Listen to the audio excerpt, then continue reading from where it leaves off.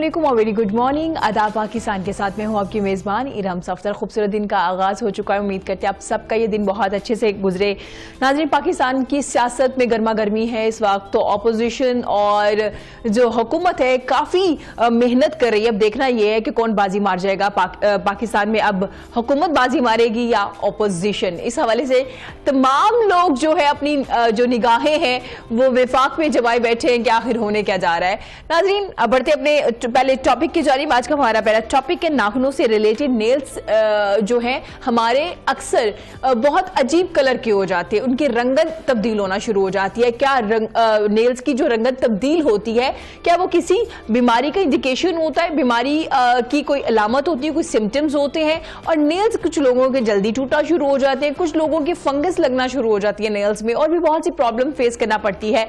लेकिन हमारे यहाँ एक अजीब सा ट्रेंड है कि बहुत से लोग जो है नेल्स की बीमारियों को इग्नोर कर देते हैं। उन्हें लगता है कि शायद नेल्स की कोई बीमारियां ही नहीं होती। नेल्स की बहुत सी बीमारियां हो सकती हैं। आपके नेल्स का जो कलर चेंज हो रहा होता है, नेल्स टूट रहे होते हैं, नेल्स के इर्द गिर्द अजीब सी फंगस होना शुरू हो जाती है, स्किन उतरना शुरू हो जाती है। इसकी क्या रीजन होती है, इस हवाले से आज हम बात करेंगे। नेल्स पे जो व्हाइट रंग के निशान पड़ना शुरू हो जाते हैं उसकी क्या रीजन है, उस हवाले से बात करने के लिए आज हमारे साथ डर्मेटोलॉजिस्ट डॉक्टर कंवल जवाद साहिबा मौजूद हैं। उनको वेलकम करते हैं। अस्सलाम डॉक्टर साहिबा, कैसी हैं आप? वालेकुम अस्सलाम, अल्हम्दुलिल्लाह मैं बिल्कुल ठीक ठाक हूँ। आप कैसी हैं? मैं बिल्कुल ठीक हूँ। Very good morning. बड़ा फ्रेश कलर पहना हुआ है आज आपने। Thank you so much. Good morning to you as well. Very good morning. Doctor साहिबा, जैसे मैंने नेल्स के बारे में बात की है, क्या नेल्स की भी कोई बीमारियां होती हैं? बिल्कुल इरम, नेल्स की बहुत सारी बीमारियां, एक नहीं काफ़ी होती हैं। As I am a dermatologist, so हमारी फील्ड जो है स्पेशली वो 3 चीज़ों के साथ डील करती है बॉडी की। डर्मेटोलॉजी में अगर आपकी स्किन का कोई इशू है, आपके नेल्स का कोई इशू है और आपके बालों का कोई इशू है, तो डर्मेटोलॉजी की फील्ड इन तीनों चीज़ों को लेकर डील करती है। उनसे मुतालिक जो भी प्रॉब्लम्स हैं, जो डिजीजेज हैं, वो डर्मेटोलॉजी की फील्ड में आती हैं। ठीक है। सो बिकॉज हमारा स्पेसिफिक आपका जो क्वेश्चन था वो था रिगार्डिंग नेल्स, नाखून देखिए हमारी बॉडी का एक अहम हिस्सा होते हैं। ऑल्दो के लाइक आपको फील ऐसे होता है कि नेल्स पर लगे हैं, लाइक इनसे आप अगर सोचें तो छोटे से छोटे काम से लेके बड़े से बड़ा काम हम सर अंजाम दे सकते हैं। अगर हैं तो हमें इतना शायद ज्यादा फील ना हो, बट अगर ना हो तो शायद हमें इनकी अहमियत का एहसास होता है। इनमें कोई प्रॉब्लम हो जाए तो हमें इनकी अहमियत का एहसास होता है। नेल्स एक फीमेल के लिए बहुत जरूरी होते हैं, लाइक उनकी ब्यूटिफिकेशन में भी डेफिनेटली वो इजाफा करते हैं। खूबसूरत नाखूनों का होना आपकी सेहतमंद जिंदगी की निशानदेही करता है। अगर आपके नाखून खूबसूरत हैं, पिंक हैं और प्रॉपरली नेल फाइल किए हुए हैं, कटिंग किए हुए हैं, लाइक इट्स नॉट नेसेसरी कि आपके लंबे नाखून ही आपकी खूबसूरती की अलामतें नहीं। आपके हाथों का साफ सुथरा होना, आपके नाखूनों का साफ सुथरा होना आपके सेहतमंद होने की निशानदेही करता है। तो बिल्कुल ऐसे है कि नाखूनों के साथ बहुत सारी बीमारियां कोरिलेट करती हैं, और हमारी मेडिकल की फील्ड में ऐसी बहुत सारी डिजीजेस भी हैं, ऐसी बहुत सारी बीमारियां भी हैं जिनको हम डायग्नोस करते हैं नेल्स की कंडीशन देख के, नेल्स के कलर देखकर और नेल्स का टेक्सचर देखकर। अच्छा, बिल्कुल। डॉक्टर साहिबा, जैसे आपने कहा है कि आपकी सेहतमंद जिंदगी की अलामत है, मतलब आपको आपके नेल्स से अंदाजा हो रहा था कि आप कितने हेल्दी हो इनसाइड और आउटसाइड दोनों तरफ से।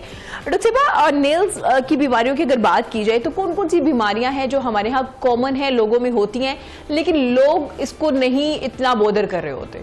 अच्छा इरम, देखें अगर हम सबसे पहले बहुत ही कॉमन बीमारी की बात करें ना, तो बहुत सारे लोगों को ये आदत होती है कि वो नेल बाइटिंग करते हैं। This is also a disease, ये बीमारी है। अच्छा। इसे आप नॉर्मल ना लें, नेल बाइटिंग भी एक बीमारी है। साइकोलॉजिकली ऐसा बहुत सारे लोगों को होता है कि अगर वो किसी कंफ्यूजन का शिकार होते हैं, कुछ सोच रहे हैं, एग्जैक्टली अगर कुछ सोच रहे हैं, किसी डिप्रेशन में है, किसी गहरी थॉट में है, कुछ सोचना चाह रहे हैं, ऐसा मतलब वो उसमें गुम है, तो वो बेख्याली में कुछ लोगों की आदत होती है कि वो अपने बालों को इस तरह करके पुल करते हैं। हाँ। और इवन दो कुछ लोग तोड़ भी लेते हैं ना। बिल्कुल। This is also a psychological disease. कुछ लेग्स को मूव कर रहे होते हैं, एग्जैक्टली कुछ लाइक हिला रहे होते हैं जोर जोर से। हाँ। और कुछ लोगों की ये आदत होती है, खासतौर पे हमारे बच्चों की, हमने देखा होगा, आपने बहुत ऑब्जर्व किया होगा, बड़ों ऑब्वियसली वो बच्चों से ही ट्रांसफर होते वो बड़े होने तक उनमें वो आदत पुख्ता हो जाती है अगर उन्हें ना रोका जाए तो। बच्चों की स्पेशली ये आदत होती है कि जरा उन्हें टेंशन हुई, स्ट्रेस हुई या कुछ भी सोच रहे कुछ, तो फौरन उनके जो हाथ है, नाखून है, वो फौरन मुंह में जाते हैं, नेल बाइटिंग करना शुरू करते हैं। ये बहुत गंदी आदत है। पेरेंट्स को स्पेशली चाहिए, टीचर्स को चाहिए और जो भी बड़े हैं घर के रहने वाले कि वो अपने बच्चे को इनिशियली ही इस आदत से रोकें। उसके बहुत सारे कॉजेज हैं। देखें, एक इट लुक्स लाइक ऑकवर्ड, आपका जर्म्स भी मुंह में जा रहे हैं। एग्जैक्टली, सबसे पहले वो लगेगा बुरा। नंबर 2, उसका आप सोचें जितने भी हमारे हाथों में जर्म्स हैं, अपना हर काम हम अपने हाथ से करते हैं, ठीक है, और वो सारा कुछ बच्चे के मुंह में जा रहा है। अगर वो लेफ्ट हैंड है तो आप बेहतर समझ सकते हैं कि वो मल्टीपल जगहों पे आप ऐसे यूज करते हैं कि मेरा नहीं ख्याल कि अगर हम वैसे सोचें कि हम उस हाथ को मुंह में लेके जाएं तो हमारे लिए कोई इतना अच्छी थॉट आती है। सो जर्म्स के साथ साथ, बीमारियों के साथ साथ आप अपने आप को फील भी ऐसा करवाते हो कि आप ऑकवर्ड लग रहे होते हो। तो नाखून को काटना, नाखून को मुंह में लेना, बाइट करना, it's not a good habit. इसके लिए इनिशियल से ही बच्चों को रोक देना चाहिए ताकि बड़े होकर उनमें ये आदत डेवलप ना हो। मैंने देखा है काफी बड़े लोग भी ये कर रहे होते हैं। बिल्कुल, ये वो लोग होते हैं जिन्हें इनिशियल से किसी ने रोका नहीं होता है, और या अगर रोका भी होता है तो वो अपनी उस आदत पे काबू नहीं पा सकते। अगर आप वैसे नहीं काबू पाते, हमारे में तो ऐसे ट्रेंड होता था, छोटे जब होते थे बच्चों की जब आदत ऐसे, हमने देखा कि किसी बच्चे को अगर कोई नेल बाइटिंग कर रहा है तो पेरेंट्स, खासतौर पे मदर्स जो है, इवन दो उसके ऊपर मिर्चें लगा देती थी। जब ये उसका हाथ मुंह में जाएगा और मिर्चें लगेंगी ना, फिर एहसास होगा दोबारा हाथ मुंह में नहीं। और काफी बच्चों की इस मतलब अगर जो भी मदर्स ये करती थी उसकी वजह से आदत छूट भी जाती थी। हाँ बिल्कुल, डर से। तो अम्माओं के जो टोटके होते हैं वैसे होते हैं बड़े मजे के, कामयाब रहते हैं। एग्जैक्टली, जो बच्चे ज्यादा थम मुंह में रखते हैं ना, थम कर रहे होते हैं, उनके लिए भी यही टोटका आजमाया बिल्कुल ऐसे। ये उनको होता है कि चूसने की आदत होती है अपना अंगूठा, सो उनके लिए भी ये अच्छी एक उनके पास टोटका होता है अम्माओं के पास। तो नाखूनों के लिए भी ये है। सो किसी भी एंगल से नाखून का खाना अच्छी हैबिट नहीं होती। तो nail biting is a disease नहीं। सेकंड, अगर हम कॉमन डिजीज की बात करें जो नेल्स को देख के हम डायग्नोस कर सकते हैं, तो वो है आयरन डेफिशिएंसी एनीमिया। खून की कमी होना जिस्म के अंदर। अगर आपके जिस्म में खून की कमी है तो 3 जगह ऐसी हैं आपकी बॉडी की अपीयरेंस में जिससे देख के हम विदाउट लैब्स सबसे पहले फिजिकल एग्जामिनेशन में ही हम पेशेंट के ये अंदाजा लगा लेते हैं कि इनको खून की डेफिशिएंसी हो गई है। नंबर 1, आपकी आंखों से पता चल जाता है डॉक्टर को कि आप में खून की कमी हो गई है। नंबर 2, आपकी हथेली, पाम को देख के डॉक्टर को अंदाजा हो जाता है कि आपको एनीमिया हुआ है, खून की कमी हो गई है। और नंबर 3, आपके नेल्स को देख के अंदाजा हो जाता है कि आप में खून की कमी हो गई है। सो इसमें भी ये एक बड़ा रोल प्ले करते हैं कि जिन लोगों को खून की कमी हो जाती है उनके नाखूनों पे अपीयरेंस आ जाती है ऐसी जिसको देख के कोई भी डॉक्टर ये डायग्नोज कर सकता है कि इस बच्चे में या इस मेल में, फीमेल में खून की डेफिशिएंसी है, खून की कमी है। सो कॉमन चीजों में अगर आप देखें तो ये एक ऐसी बीमारियां हैं जिन्हें हम चलते फिरते अपनी रूटीन में हर दूसरे बंदे को देखते हैं कि उन्हें हो रही होती हैं। जो लोग क्रॉनिक स्मोकर्स होते हैं, सिगरेट पीते हैं जो लोग और एक लंबे टाइम से पीते चले आ रहे हैं, उनके नेल्स पर स्पेसिफिक चेंजेस आ जाते हैं जो हमें डॉक्टर्स को देखने में फौरी तौर पे ये अंदाजा हो जाता है। जो लोग ऑलरेडी इस चीज से हैबिचुअल होते हैं, देखते रहते हैं, एक्सपीरियंस्ड लोग होते हैं, उन्हें भी आइडिया हो जाता है कि ये जो नेल्स हैं ये स्पेसिफिकली किसी स्मोकर के नेल्स हैं। यानी कि ये बच्चा, ये लड़का या जो भी वट एवर द जेंडर, वो स्मोकिंग करता है या करती है। ठीक है, तो ये अंदाजा हो जाता है। बिल्कुल ऐसे ही है। जैसे आपने कहा कि जो स्मोकर होते हैं, नेल बाइटिंग कर रहे होते हैं या आपके में ब्लड की जब कमी होती है तो आपके नेल्स इस चीज की इंडिकेशन दे रहे होते हैं कि अब आपको कोई इनसाइड प्रॉब्लम चल रहा है, आपको अपने डॉक्टर के पास जाना है। लेकिन हम लोग नेल्स को इतना बॉदर क्यों नहीं करते? आपने भी देखा होगा कितने को लोग नेल्स को बॉदर करते हैं। ज्यादा खवातीन क्या होती है, मैनीपेडी के लिए चली जाती है। अब वो डर्माटोलॉजिस्ट तो होते नहीं है ना, वो डॉक्टर्स है जो आपको मैनीपेडी दे रहे हैं। हमारे नेल्स थोड़े गंदे होते हैं तो हम कहते हैं हमें मैनीपेडी की जरूरत है, जबकि हम ये देख ही नहीं पाते कि इसमें कोई बीमारी या कोई प्रॉब्लम्स भी आ सकती है। बिल्कुल ऐसे ही है इरम। बेसिकली क्या होता है, जब तक आपको वो जगह पेन नहीं करेगी, खासतौर पे नाखूनों को लेके, उसका कलर इतना चेंज नहीं हो जाएगा जो आपको बॉदर करे। जैसे फंगस अगर लगती है नेल्स में तो नेल्स का कलर ग्रीन हो जाता है। अच्छा, ग्रीन हो जाता है जी, पहले येलो होना शुरू होता है, फिर उसके बाद वो ग्रीनिश हो जाता है और ग्रीन भी डार्क ग्रीन होता चला जाता है। पेनफुल भी हो जाता है, उस हाथ से, उस उंगली से, उस नाखून से काम करना जरा मुश्किल हो जाता है। तब लोग बॉदर करते हैं, तब उन्हें एहसास होता है कि कुछ चेंजेस हमारे जिस्म में आ रही हैं, कुछ हमारे नाखूनों में तब्दीली आ रही है।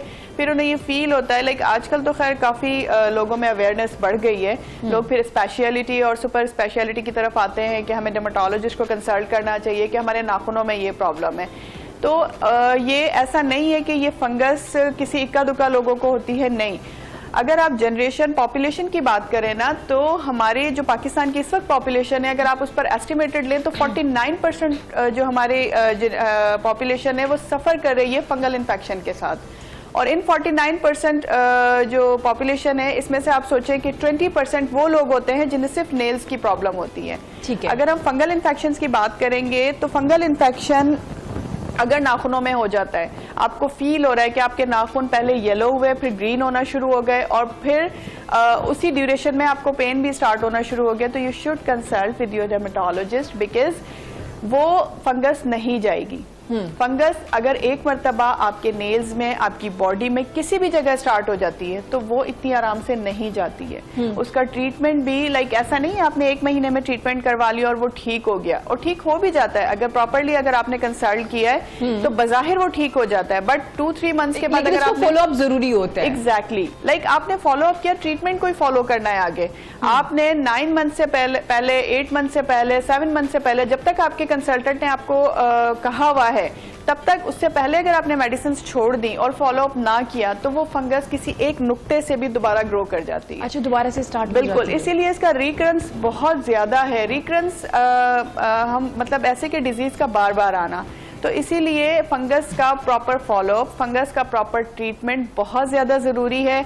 और अगर 1 महीने के ट्रीटमेंट से आप ठीक हो जाते हैं तो इसका बिल्कुल ये मतलब नहीं है कि आप वो ट्रीटमेंट छोड़ के अपने घर बैठ जाएं, नहीं, क्योंकि 2 महीने बाद आपको फिर डॉक्टर की शक्ल देखनी पड़ेगी। उससे बहुत बेहतर है कि आप प्रॉपर ट्रीटमेंट लें। आपके चैनल के थ्रू मैं बार बार लोगों को ये फोकसली कहना चाहती हूँ कि अगर फंगस नाखूनों में या बॉडी के किसी भी हिस्से में एक बार ग्रो करती है और आपने ट्रीटमेंट के लिए किसी कंसल्टेंट को कांटेक्ट कर ही लिया है, तो उसकी हिदायत पे अमल करें। वो जस्ट इसलिए नहीं आपको बार बार फॉलोअप पे बुलाएंगे कि उन्होंने पैसा बनाना है, बल्कि it's safe for you, it's good for you, because आप 3 मंथ्स के बाद ये कंप्लेन लेके आए कि डॉक्टर साहब तुसी मेरा इलाज चंगा नहीं किया। हाँ, तो ये बहुत गलत होगा। हाँ, इससे बेहतर है कि आप फॉलोअप ले लीजिए। बिल्कुल, तो आपको फॉलोअप करना चाहिए और आपको प्रॉपर अपने कंसल्टेंट की, अपने डॉक्टर की हिदायत पे अमल करना चाहिए। इवन कि डॉक्टर साहब किसी भी चीज का ट्रीटमेंट आप ले रहे हो, आपको फॉलोअप जरूरी होता है। बिल्कुल, आप अपने डॉक्टर के पास नहीं जाएंगे, उनको कैसे पता चलेगा कि आया आप कितने ठीक हो रहे हैं या नहीं हो रहे, आपकी मेडिसिन या उनका ट्रीटमेंट असर भी कर रहा है या उनको चेंज करने की जरूरत है। तो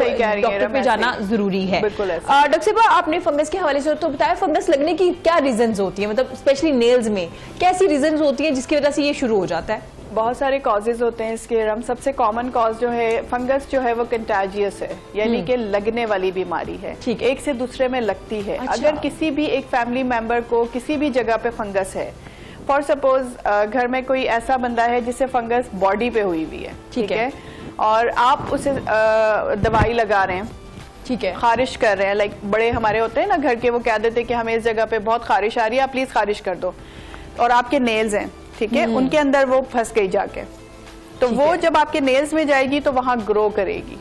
ठीक है, आपने प्रॉपरली अगर उसे वॉश नहीं किया, प्रॉपरली उस जगह को साफ नहीं किया, या ग्लव्स पहन के अपना काम, ग्लव्स तो ऑब्वियसली हम नहीं पहनते कॉमन अपनी नॉर्मल रूटीन में, बट अगर आपने उसको प्रॉपरली वॉश नहीं किया और वो आपके नेल्स में आके फंस गई है तो वो वहां ग्रो कर सकती है। ठीक है, कंटाजियस है, लग सकती है। आपकी अपनी ही बॉडी पे अगर किसी जगह है फंगस और वहां से अगर ट्रांसमिट होकर आपके नेल्स में आ गई खारिश करने की वजह से, ये व्हाट विल बी कोई भी ऐसा कॉज हो जिसकी वजह से वो आपके नेल्स में आके फंस जाती है या आपके फिंगर के साथ कांटेक्ट में आती है, तो वहां से वो ट्रांसमिट होकर ग्रो कर सकती है। ठीक है। दूसरा ये होता है कि कोई ऐसी जगह पर आप जा रहे हैं, कोई ऐसी जगह पे आप गए, स्विमिंग पूल्स होते हैं, कॉमन स्विमिंग पूल्स लोग शेयर करते हैं, बहुत सारे ऐसी जगह हैं, कोई वाटर पार्क्स होते हैं, उनमें कहीं कोई फंगस ग्रो कर रही हो, वो किसी तरह से आपकी बॉडी के कांटेक्ट में आ जाती है, ठीक है, प्रॉपरली नहीं साफ हुए हुए हो और फंगस थोड़ा बहुत भी उसमें हो, तो उससे वो आपकी बॉडी पर किसी भी कोई इंजर्ड पार्ट पे या किसी भी ऐसे पार्ट पे, खासतौर पे नेल्स में, क्योंकि यहाँ फंस सकती है। देखिए, नेल्स में ऐसी जगह, ऐसी स्पेस होती है,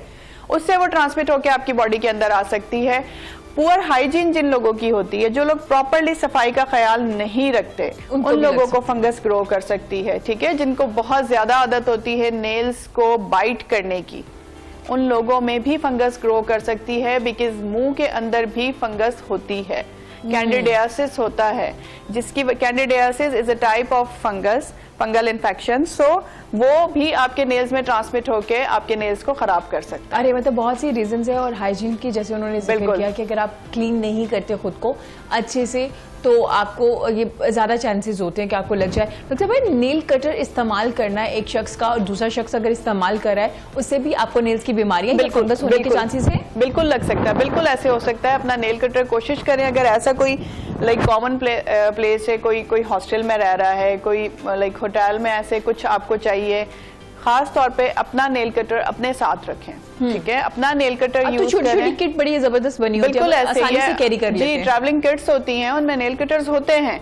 आप बिल्कुल उन्हें अपने साथ लेके ट्रैवल कर सकते हैं। तो ऐसी सारी चीजें जिनमें हाइजीन का प्रॉब्लम होता है, बेहतर है कि आप अपनी यूज करें, क्योंकि आजकल पता नहीं चलता, लाइक आपने किसी का कंघा यूज कर लिया, सर में डैंड्रफ है, dandruff is also a fungal infection, so वो उसको थी, उससे आपके बालों में भी ट्रांसमिट हो सकती है, लग सकती है झड़ने की वजह से। बिल्कुल। तो बेहतर है कि अपनी चीजें यूज करें और प्रॉपर हाइजीन के साथ यूज करें। हाँ मतलब, और नेल कटर तो स्पेशली क्योंकि हाइपेटाइटिस और बहुत सी ऐसी बीमारियां बिल्कुल। होती है, जब आप कोई और यूज कर रहा होता है तो अगर वही नेल कटर आप इस्तेमाल करेंगे तो चांसेस हैं कि बिल्कुल। आप में भी वो आ जाए। तो इन तमाम तर चीजों से अवॉइड करें। अच्छा, बात फंगस का तो आपने बताया कुछ नेल्स ब्लैक होना शुरू हो जाते हैं विदाउट एनी रीजन, ऐसा लगता है जैसे उसमें ब्लड नहीं है या शायद डेड हो चुका है एक नेल, बिल्कुल ब्लैक होना शुरू हो जाता है। उसकी क्या रीजन होती है? बहुत सारी डिजीजेज ऐसी हैं मेडिकल की फील्ड में जो कि जैसे जैसे वो कॉम्प्लिकेटेड होती जाती है, जैसे जैसे उनकी सिवियरिटी इंक्रीज होती जाती है, जैसे स्किन की एक डिजीज होती है सोराइसिस। सोराइसिस बज़ाहिर स्किन की डिजीज है, बट वो आपके सर में भी होती है, आपके नेल्स में भी हो सकती है। उनकी वजह से भी आपके नेल्स का टेक्सचर चेंज हो जाता है, आपके नेल्स का कलर चेंज हो जाता है। वैसे लग रहा होता है जैसे नेल में ब्लड ही नहीं जा रहा, सर्कुलेट नहीं कर रहा, डेड हो चुका है, और ना तो वो अपनी जगह से हटता है और ना ही वो किसी काम का रहता है। बिल्कुल ऐसे, ठीक है। बहुत सारे नेल्स ऐसे भी हो जाते हैं बीमारियों के दौरान, आपने बात की तो मुझे याद आया, जो कि कोई बज़ाहिर कोई बीमारी नहीं है, बट क्या होता है कि आपका जो नेल है, खासतौर पे जो पांवों के हैं नाखून आपके, वो अंदर की तरफ ग्रो करना शुरू कर देते हैं, उसे हम कहते हैं इनग्रोइंग नेल्स। उसमें अंदर ग्रो करने की वजह से जब वो स्किन में डीप एम्बेड होते हैं, जाते हैं, तो वो स्किन का इन्फेक्शन करवा देते हैं। अच्छा। And it is a very painful condition. जब आपका नाखून अंदर की तरफ ग्रो करना शुरू हो जाए, खाल के अंदर घुसना शुरू हो जाए, तो वो इन्फेक्शन करवा देता है। और जब वो इन्फेक्शन आपको होता है तो वो आपके लिए बहुत ज्यादा पेनफुल भी होता है, लाइक आप उसमें बंद शूज भी नहीं पहन सकते, और उसकी वजह से वो इन्फेक्शन फिर फर्दर आपके अंगूठे में या उंगली में जिस भी जगह हुआ है फर्दर वो फैल भी सकता है। बहुत पेनफुल होता है, स्किन भी दर्द कर रही है, नेल भी दर्द कर रहा होता है। ऐसे उसमें फिर अल्टीमेटली हमारे पास कोई सॉल्यूशन नहीं होता सिवाय इसके कि हम उस नाखून को निकाल दें। अच्छा। और फिर भी ये इवन दो इतना पेनफुल प्रोसीजर करवाने के बाद भी ये चांसेस होते हैं कि वो नेल दोबारा ग्रो करे। अरे क्योंकि ये इनग्रोइंग नेल है, इसके अंदर ये आ चुकी है एबिलिटी कि ये खुद ब खुद अंदर की तरफ ग्रो करता है, स्किन की तरफ रोटेट होता है और स्किन में जाके अंदर पेयर्स हो, तो ये पेनफुल भी होता है और इन्फेक्शियस भी हो सकता है। So should be careful. Like इसका सॉल्यूशन यही है कि फिर आप उसे निकलवा दें, बिकॉज और कोई आपके पास हल नहीं है। जितनी जल्दी निकलवा देंगे उतनी जल्दी आपको रिलीफ मिल जाएगा। तो इसी तरह से सोराइसिस, जैसे मैंने आपको बताया, कुछ कैंसरस डिजीजेस भी ऐसी हैं जो कि आपके नेल्स पर असरअंदाज होती हैं।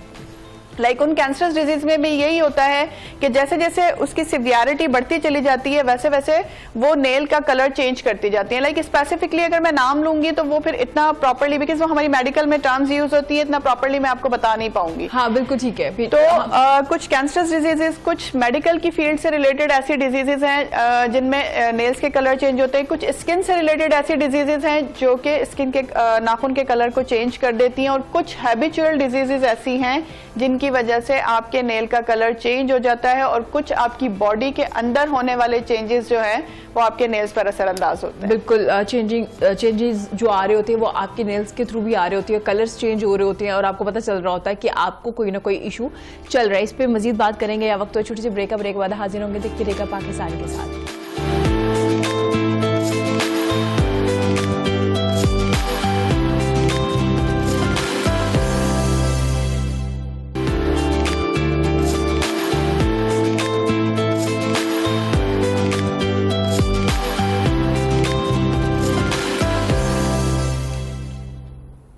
वेलकम बैक नाज़रीन। ब्रेक के बाद हम लोग वापस आ चुके हैं। हम बात कर रहे थे नेल्स की बीमारियों के हवाले से, जो नेल बाइटिंग करते हैं, एक तो बहुत बुरी हैबिट होती है और बाकायदा तौर पे डॉक्टर साहब ने कहा ये भी एक बीमारी है। तो पेरेंट्स को बहुत पहले ही बच्चों को मना कर देना चाहिए ताकि बड़े होके वो ये जो हैबिट है वो अपने साथ ही ना अपनाते चले, और जब तक उनकी जिंदगी और वो नेल बाइटिंग भी करते हैं। ज्यादातर वो कुछ सिचुएशंस ऐसी होती है जिसमें वो लोग जो है वो जो जिनको हैबिट होती है वो नेल बाइटिंग करना शुरू हो जाती है। इसके अलावा डॉक्टर साहब ने फंगस के हवाले से बात की कि नेल्स में फंगस हो जाती है। नेल्स पे नहीं, बॉडी के किसी भी हिस्से पे होगी तो जाहिर है चांसेस है कि अगर आप अपना फॉलो अप नहीं लेते तो दोबारा से आपको ये फंगस हो सकती है। डॉक्टर साहिबा हमारे साथ स्टूडियो में मौजूद है। डॉक्टर साहिबा, आपने जैसे डिफरेंट नेल्स के हवाले से बात की, अब कुछ नेल्स के बारे में बात करते हैं। लोगों की नेल्स बहुत पतले होते हैं, लग रहा होता है पेपर की तरह ना, थोड़े सा लगने से टूट जाते हैं, उसकी क्या रीजन होती है? देखिए, नाखून जो है, मैंने आपको शुरू में बताया था, मेंशन किया था, नाखून आपके जिस्म की सेहतमंदी की अलामत है जी। अपीरेंटली आपका नाखून अगर हेल्दी है, पिंक है और देखने में मजबूत नजर आता है, लाइक इतनी जल्दी टूट नहीं जाता, तो इट मीन्स कि आपकी हेल्थ ओवरऑल अच्छी है। बट अगर आपका नाखून पतला है और जल्दी टूट जाता है तो it means you have some deficiencies, like आप में विटामिन डी की डेफिशिएंसी हो सकती है जो कि एक बड़ा रोल प्ले करता है नेल्स को एस्टैब्लिश रखने में। दूसरा, आप में कैल्शियम की डेफिशिएंसी हो सकती है। ये वो चीजें हैं जिनका बड़ा मेजर रोल होता है हमारे नेल्स की डेवलपमेंट में, हमारे नेल्स की ग्रोथ में और हमारे नेल्स को रिजुनेट करने में, नेल्स को अपनी जगह पे कायम दायम रखने में, खूबसूरत दिखाने में। अगर आपके अंदर विटामिन डी की डेफिशिएंसी है जो कि आजकल बड़ी कॉमन हो गई है, I don't know why, but Pakistan में बहुत ज्यादा धूप है, हम विटामिन डी वहां से ले सकते हैं प्रॉपरली, बट रीजंस ऐसे कुछ बिहाइंड होते हैं कि विटामिन डी डेफिशिएंसी शायद उसका एक मेन कॉज है हमारा सिडेंट्री लाइफस्टाइल। जो हमारा लाइफस्टाइल है वो इतना सिडेंट्री हो चुका है कि लाइक हम अपने उस एक पर्टिकुलर एरा से बाहर निकलना ही नहीं चाहते। बिल्कुल ऐसा, और नहीं निकलते हैं तो फिर डिफरेंट बीमारियों का शिकार होते हैं। विटामिन डी डेफिशिएंसी ना सिर्फ आपके नाखूनों को मुतासिर करती है बल्कि आपके पूरी बॉडी को लेजी कर देती है। अगर आपके जिस्म में आपको थका थका हर वक्त फील हो रहा है, लेजीनेस फील हो रही है, आपको घुटनों में या जॉइंट्स में पेन फील हो रहा है, तो आपको जरूर अपना विटामिन डी लेवल चेक करवाना चाहिए। अगर विटामिन डी लेवल आपका कम है तो यू शुड टेक, लाइक बहुत इजी है, आप वीकली डोज ले सकते हैं विटामिन डी की। ऐसा नहीं है आप डेली बेसिस पर ही जरूर लें, बिकॉज बहुत सारे लोग इरिटेट होते हैं इस बात से कि हमें डेली कोई गोली खानी पड़ेगी। हाँ जी बिल्कुल। सो अगर आप नहीं लेना चाहते तो कोई प्रॉब्लम नहीं है, आप विटामिन डी को डेली बेसिस पे नहीं लेते तो वो वीकली भी अवेलेबल है और मंथली भी अवेलेबल है, कैप्सूल फॉर्म में भी है, और इवन दो विटामिन डी के ऐसे इंजेक्शंस भी होते हैं जो आप पी सकते हैं। हाँ, वीकली आप उन्हें पी सकते हैं, ओरली ले सकते हैं, उससे कोई ऐसा इश्यू नहीं होता। आप आराम से उसे दूध में डाल के, किसी भी लिक्विड में डाल के भी पी सकते हैं अगर आपसे डायरेक्टली नहीं पिया जाए तो। सो विटामिन डी डेफिशिएंसी की वजह से भी आपके नेल्स पतले होकर ज्यादा जल्दी टूटते हैं। नंबर 2 मैंने आपको बताया कैल्शियम। कैल्शियम की डेफिशिएंसी भी आपके नाखूनों पे बड़ी असरअंदाज होती है। आपको पता है कि कैल्शियम हमारी हड्डियों के लिए भी जरूरी है, हमारे बालों के लिए भी जरूरी है और वो हमारे नाखूनों के लिए भी बहुत जरूरी है। सो अगर आपकी बॉडी में कैल्शियम की डेफिशिएंसी हो रही है, आपके नाखून जल्दी टूट रहे हैं, आपकी हड्डियों में दर्द हो रहा है, आपके बाल ज्यादा गिरना शुरू हो गए हैं, तो विटामिन डी और कैल्शियम की डेफिशिएंसीज उसमें एक मेजर रोल प्ले करती हैं। अगर आपको कोई इंटरनल ऐसा कॉज है जिसकी वजह से आपकी इम्यूनिटी वीक हो रही है, आपकी इम्यूनिटी वीक होने की वजह से भी आपके नेल्स पर असर होता है, आपके नेल्स जल्दी टूट जाते हैं। कुछ लोगों को आदत होती है कि वो नेल बाइटिंग तो नहीं करते बट वो बैठे बैठे अपने नाखूनों को तोड़ते हैं। हाँ बिल्कुल। So this is also not a good habit. Like ऐसी कोई भी चीज जो आपको आपके जिस्म के किसी भी हिस्से को नुकसान पहुंचा रही है, हार्म दे रही है, so it's not a good habit. ये भी नाखूनों को खराब करने में, तोड़ने में, शेपलेस होने में काफी अपना रोल प्ले करती है। तो अगर जिनको ये हैबिट है वो भी उसको कोशिश करें कि खत्म कर दें।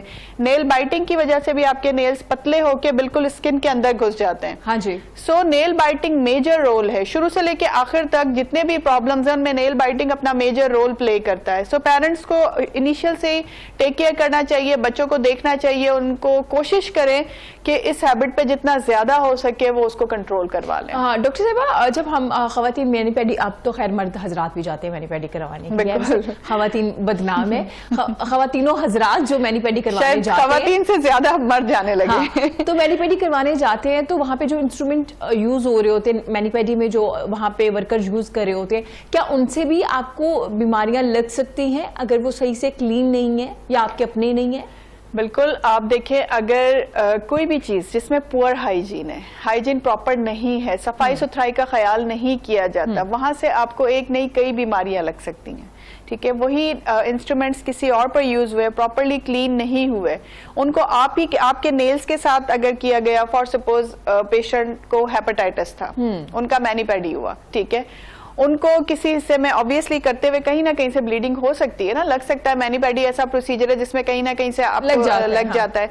और वही अगर प्रॉपर हाइजीन के साथ नहीं दूसरे आपके पेशेंट को, सॉरी आपके जो क्लाइंट कस्टमर्स होते हैं उनको यूज किया गया, तो और उनकी जिस्म में कहीं कट है, नेल्स में कहीं कट है या नेल्स के अंदर वो जर्म रह जाए, तो वो इजीली ट्रांसमिट हो सकता है। हेपेटाइटिस ट्रांसमिट हो सकता है, एड्स ट्रांसमिट हो सकता है, फंगल इन्फेक्शन ट्रांसमिट हो सकते हैं, कोई भी इन्फेक्शियस डिजीज जो फैलने वाली हो वो ट्रांसमिट हो सकती है पुअर हाइजीन की वजह से।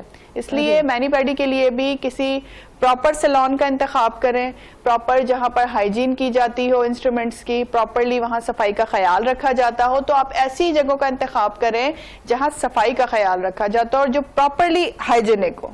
सो बिल्कुल ट्रांसमिट होती हैं। मतलब ये बहुत ज़्यादा इंपॉर्टेंट चीज़ें, और इन बीमारियों से बचने के लिए एहतियात सबसे ज़्यादा ज़रूरी है। आप अपने हाइजीन का खास ख्याल रखिए। मैनी पैडी करवाते हुए जैसे मैं और डॉक्टर साहिबा भी जिक्र कर रहे थे कि छोटी छोटी किट आजकल अवेलेबल है, आप अपने साथ कैरी कर सकते हैं, मैनी पैडी में आप वो यूज़ करवा सकते हैं। और इसके अलावा अपने आप को साफ रखें, नेल्स को ज़्यादा से ज़्यादा साफ रखें। और बड़ी खूबसूरत बात है कि नेल्स लंबे होना ही खूबसूरती की अलामत नहीं है, नेल्स हेल्दी होना, पिंक होना, क्लीन होना ही आपकी सेहतमंद होने की अलामत है। डॉक्टर साहब, आजकल नेल्स लगवाने का ट्रेंड बहुत ज़्यादा आम हो चुका है और अब परमानेंट लगना शुरू हो गया, 6 मंथ के, 1 ईयर के। तो अगर एक नेल के ऊपर कोई और नेल लग चुका है, नीचे वाले नेल को कोई भी आप कह सकते हैं कि सही तरीके से क्लीन नहीं किया जा रहा, सही तरीके से साफ नहीं किया जा रहा, तो क्या जब वो नेल रिमूव करते हैं तो आपकी अपनी जो असल हालत होती है नेल्स की वो खराब होने के चांसेस है? बिल्कुल होते हैं। आप देखें ना, अगर आप किसी भी जगह को प्रॉपरली, अगर उसे हवा की ज़रूरत है, न्यूट्रिशन की ज़रूरत है, खुराक उसे मिलनी चाहिए, धूप मिलनी चाहिए। मैंने आपको बताया ना, विटामिन डी धूप से हमें मिलता है। आपने नेल के ऊपर नेल लगा दिया है, ठीक है, उसकी आबो हवा बंद हो गई है, उसका जो विटामिन डी लेने की जो सोर्स है वो बंद हो गई है, ठीक है, उसे प्रॉपरली सफाई उसकी नहीं की जा रही है, उसकी हाइजीन उस तरह से मेंटेन नहीं हो रही है। ऑल्दो कि वो बहुत खूबसूरत लगते हैं, लाइक लगे हुए नेल्स, और उन पर इतनी अच्छी डिजाइनिंग, इतनी डेंटिंग पेंटिंग की हुई होती है, सो गुड। या अगर आपके हाथ खूबसूरत हैं तो वो नेल्स उसमें बहुत अच्छे लगते हैं। बट अगर आप ऐसा कुछ करवा रहे हैं तो लाइक वो परमानेंट बेसिस पे मेरा मशवरा ये है कि ना करवाएं। उसका रीजन ये है कि आप अपने जो ओरिजिनल नेल्स हैं उनको खराब कर लेंगे, क्योंकि अगर आप परमानेंटली लगवाएंगे 6 मंथ 9 मंथ्स के लिए, तो अगर तो आप बहुत ही कोई प्रॉपरली उसको तरीका है जिसके जरिए आप उसकी हाइजीन का ख्याल कर सकते हैं, जो मेरा नहीं ख्याल कि ऐसा मुमकिन है, तो वो साफ आपके अंदर वाले नेल्स रह सकते हैं। अदरवाइज और कोई सॉल्यूशन नहीं है। सो आपके आर्टिफिशियल नेल्स लगवाने की वजह से आपके जो ओरिजिनल नेल्स हैं वो ख़राब हो सकते हैं, उनका टेक्सचर ख़राब हो सकता है, वो अनहेल्दी हो सकते हैं। सो मैं तो मशवरा नहीं दूंगी कि आप परमानेंटली नेल्स अपने नाखूनों पर लगवाएं। ठीक हो गया, बहुत शुक्रिया डॉक्टर साहब आपके कीमती वक्त का।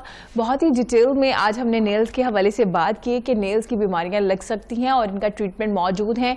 और सबसे इंपॉर्टेंट चीज़ ये है कि आपने अपना फॉलो अप ज़रूर करवाना है। अगर आपने फर्स्ट सिटिंग में आप डॉक्टर साहिबा के पास गई हैं तो अपना ट्रीटमेंट ले रहे हैं तो काइंडली अपना फॉलो अप ज़रूर करवाइए। अगर आप फॉलो अप नहीं करवाते तो मजीद चांसेस होते हैं दोबारा से बीमारी आपको दोबारा से लग सकती है, दोबारा से प्रॉब्लम्स आपको फेस करना पड़ सकती है। बहुत शुक्रिया डॉक्टर साहब आपके कीमती वक्त का। अभी मजे की स्टोरी हमारे पास मौजूद है जनाब के। अभी कुछ लोगों को फल छीलने का ना बिल्कुल शौक नहीं होता, वो कहते हैं फ्रूट्स खाना जरूर है लेकिन प्लीज कोई इसको छील के हमें दे दे। तो जनाब रिपोर्ट भी अब ये केले छीलने का काम सर अंजाम देंगे। जापानी साइंसदान ने रोबोट बनाया जो हाथों से केले छीलने का काम करेगा। और रोबोट की गिरफ्त को हमेशा ही सख्त करार दिया जाता है, लेकिन अब निहायत महारत और नरमी से रोबोटिक हाथों से केले छीलने का कामयाब मुजाहिरा किया गया है।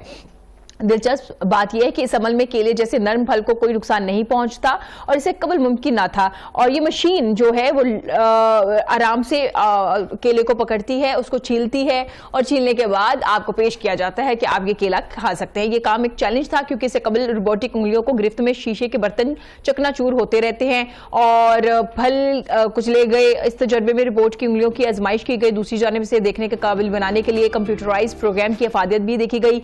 कई हालात में कंप्यूटर वर्जन और एक अहम किरदार अदा किया गया और यूं ही रोबोट बाजू का दिमाग भी कहा जाता है। मतलब कि बहुत ज़्यादा तजुर्बे किए, बहुत ज़्यादा बर्तन टूटे, बहुत कुछ हुआ, उसके बाद जनाब जाके ये अमल जो है वो किया और ये एक्सपेरिमेंट जो है वो कामयाब हुआ। बड़े आसानी से केले को छीला गया और फिर जी पेश किया गया और बड़े ही मज़े का लग रहा है जनाब ये तरीकाकार। लेकिन देखिए ना कि आजकल हम कुछ भी काम नहीं करना चाह रहे, हम चाह रहे हैं कि सारे जो काम है ना वो बस हो जाए किसी ना किसी तरीके से। तो अब रोबोट जो है केले छीलने का काम भी सर अंजाम देंगे। और जनाब एक और स्टोरी हमारे पास मौजूद है। बरतानिया में 500 साइकिलें चोरी करने वाला शख्स गिरफ्तार कर लिया गया है। बरतानिया पुलिस ने 500 साइकिल चुराने वाले शख्स को गिरफ्तार किया है जिसने 5 बरस से साइकिलों का एक ऐसा ढेर लगा रखा है जो गूगल मैप से भी दिखाई देता है। पुलिस ने एक बरतानवी शख्स को गिरफ्तार किया जिसपे लगभग 500 साइकिल चुराने का इल्जाम था और तमाम साइकिलें एक ढेर की सूरत में रखी गई हैं और गूगल मैप से भी दिखाई देती हैं। एक्सपोर्ट शहर के 54 साला शख्स पर साइकिलें चुराने का इल्जाम है। इसके घर के पास एक खुली जगह पर सैकड़ों साइकिलें भी मौजूद हैं जो मिट्टी से बेरंग हो रही हैं और वहां चूहों का राज है। साइकिलें गुज़िश्ता 5 वर्ष में चुरा के जमा की गई और अब एक बड़े ढेर की शक्ल इख्तियार कर चुकी है। पुलिस के मुताबिक इन साइकिलों की अक्सरियत चोरी की गई है और अब इनके मालिकान की तलाश जारी है। वाज़ेह है कि ये इस इलाके में कई बरस से साइकिल चोरी का एक बड़ा मरकज था। यहाँ तक कि ज़राए अबलाग में इसे साइकिल सवारों के लिए बदतरीन मुकाम भी कहा जाने लगा था। अवाम और खुद पुलिस भी हैरान थी कि इतनी बड़ी तादाद में साइकिलें यहाँ कैसे जमा हुई, अब तक इस पर नजर क्यों नहीं गई और अगर ये फरोख्त नहीं की गई थी तो फिर इसे चोरी करने का मकसद क्या था। एक पड़ोसी ने बताया कि कई बार से साइकिलों से भरा ट्रक रात में आया करता था लेकिन हमने इस पर तवज्जो नहीं दी। पड़ोसी ने साइकिल चोर से पूछा कि इतनी साइकिलें किस लिए जमा की गई हैं तो उसने कहा कि ये गरीब अफ्रीकी बच्चों को दी जाएगी। एक तवील अरसे बाद भी ये साइकिलें वहीं मौजूद रहीं। पुलिस ने तफ्तीश शुरू कर दी जिसके बाद मजीद हकाइक सामने आ गए। बस उनको शौक था साइकिलें चोरी करने का, साइकिलें चोरी की और बड़ी से बड़ी तादाद में साइकिलें चोरी करते रहे और 500 से जायद साइकिलें जो है वो चोरी करके उन्होंने कलेक्ट की और एक जगह पे रख दी जो कि अब खराबी होना शुरू होगी। पुलिस अभी तक ये समझ नहीं पाई कि इसको चोरी करने का मकसद क्या था, ना तो इसको सेल किया गया ना कुछ और किया गया, तो फिर हम इसको इस चोर ने इसको क्यों चोरी किया। नाज़रीन यहाँ वक्त तो छोटी सी ब्रेक बाद हाजिर होंगे, देखते रहिएगा पाकिस्तान के साथ।